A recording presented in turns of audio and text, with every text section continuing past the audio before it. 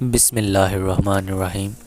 History story دیکھنے والے تمام ناظرین کو میری طرف سے السلام علیکم ورحمۃ اللہ۔ امید کروں گا میرے تمام دوست بہن بھائی خیر و عافیت سے ہوں گے۔ ناظرین گرامی، آج کی اس ویڈیو میں ہم حضرت ادریس اور ملک الموت کا بہت پیارا اور خوبصورت واقعہ بیان کریں گے۔ ویڈیو کی طرف بڑھنے سے پہلے آپ سبھی لوگوں سے گزارش ہے، اگر چینل کو سبسکرائب نہیں کیا سبسکرائب کر دیں اور بیل آئیکن کے نوٹیفیکیشن کو دبا دیں۔ چلیے چلتے ہیں ویڈیو کی طرف۔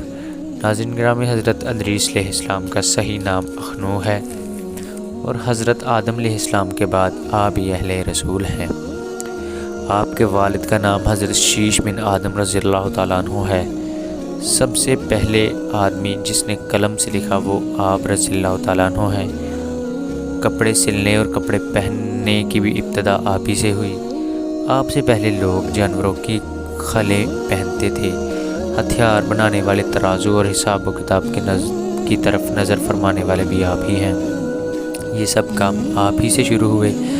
اللہ تعالیٰ نے آپ پر 30 صفحے نازل فرمائی اور آپ علیہ السلام اللہ تعالیٰ کی کتابوں کا بکثرت درس دیا کرتے تھے، جس وجہ سے آپ کا لقب ادریس رکھ دیا گیا اور آپ کا یہ لقب اس قدر مشہور ہوا کہ قرآن مجید میں بھی آپ کا ذکر جو ہے آپ کے ادریس نام سے آیا ہے۔ آپ رضی اللہ تعالیٰ عنہ کو اللہ تعالیٰ نے آسمان پر زندہ اٹھا لیا ہے۔ بخاری اور صحیح مسلم کی حدیث میں ہے کہ حضرت محمد مصطفیٰ صلی اللہ علیہ وآلہ وسلم نے آپ کو واقعہ معراج کے موقع پر چوتھے آسمان پر دیکھا۔ حضرت کعب بن احباب رضی اللہ تعالیٰ عنہ سے مروی ہے کہ حضرت ادریس علیہ السلام نے ملک الموت سے فرمایا کہ مجھے موت کا مزہ چکھنا ہے، میری روح کو قبض کر لو، پھر دوبارہ میری روح کو مجھے لوٹا دینا۔ چنانچہ ملک الموت نے آپ کے حکم کی تعمیل کی اور روح قبض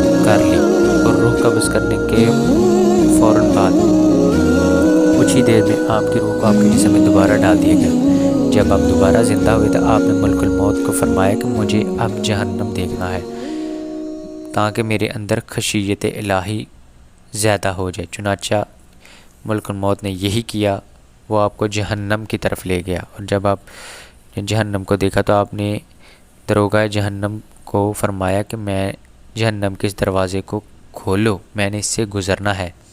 چنانچہ ایسا ہی ہوا، آپ جہنم کے دروازے سے گزرے۔ پھر آپ نے ملک الموت کو کہا کہ مجھے جنت دکھاؤ۔ ملک الموت نے آپ علیہ السلام کو جنت میں لے گیا اور آپ جنت کے تمام دروازوں کو کھول کر جنت میں داخل ہو گئے۔ تھوڑی دیر بعد ملک الموت نے آپ سے فرمایا کہ اب آپ اپنے مقام پر واپس تشریف لے چلیں۔ آپ علیہ السلام نے فرمایا اب میں یہاں سے کہیں نہیں جاؤں گا، کیونکہ اللہ تعالیٰ نے فرمایا ہے کہ کل نفس ذائقۃ الموت، ہر نفس نے موت کا مزہ چکھنا ہے۔ تو میں نے موت کا مزہ بھی چکھ لیا ہے، اور اللہ تعالیٰ نے فرمایا ہے کہ ہر شخص نے جہنم سے گزرنا ہے، میں جہنم سے بھی گزر چکا ہوں، اب میں جنت میں پہنچ چکا ہوں، اور جنت میں پہنچنے والوں کے لیے اللہ تعالیٰ کا فرمان ہے کہ میں جن کو میں جنت میں داخل کر دوں، جنت میں داخل کرنے کے بعد میں انہیں جنت سے نہیں نکالتا۔ اب مجھے تم جنت میں سے کیوں نکالتے ہو؟ اللہ تعالیٰ نے ملک الموت کو وحی بھیجی اور فرمایا حضرت ادریس علیہ السلام نے جو بھی کیا میرے اذن سے کیا اور میرے اذن سے جنت میں داخل ہوئے، لہٰذا تم انہیں وہیں چھوڑ دو۔ چنانچہ حضرت ادریس علیہ السلام ہم آسمان پر جنت میں ہی ہیں۔ حضرت ادریس علیہ السلام کو آسمان پر اٹھائے جانے پر ان کو جو جنت میں نعمتیں ملی ان کا ذکر قرآن پاک کی سورۃ مریم میں ہے۔ بہت سے علماء کرام کے درمیان حضرت ادریس علیہ السلام کو لے کر اختلافات پائے جاتے ہیں۔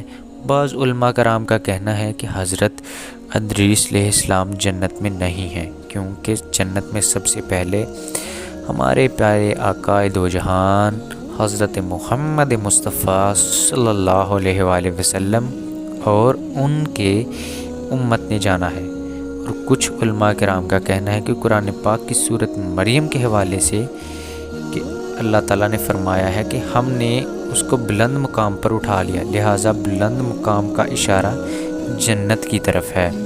ناظرین گرامی، آج کی اس ویڈیو میں میں نے جو بھی بیان کیا، اگر اس میں آپ کو کوئی غلطی یا کوئی کمی یا کوئی ایسی الفاظ جو آپ کو اچھے نہیں لگے یا ان میں کوئی غلطی ہے تو میں آپ سے معذرت چاہوں گا۔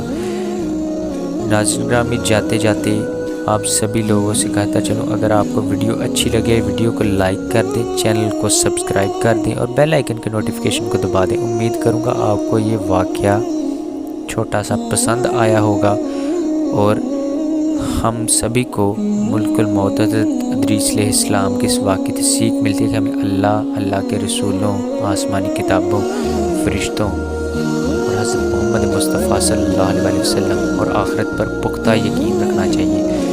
میری اللہ سے دعا ہے کہ جو بندہ ویڈیو دیکھ رہا ہے، اللہ پاک کے تمام گناہ معاف فرمائے اور میرے بھی فرمائے۔ امید کروں گا آپ کو یہ ویڈیو اچھی لگی ہوگی۔